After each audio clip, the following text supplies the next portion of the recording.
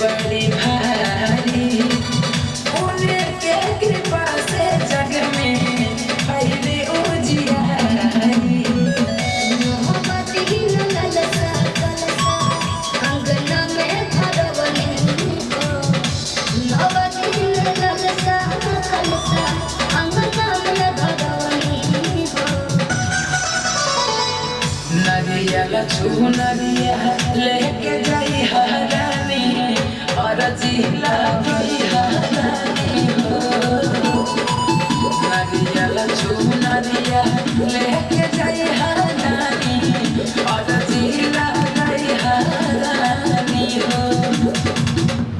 ठीक बा।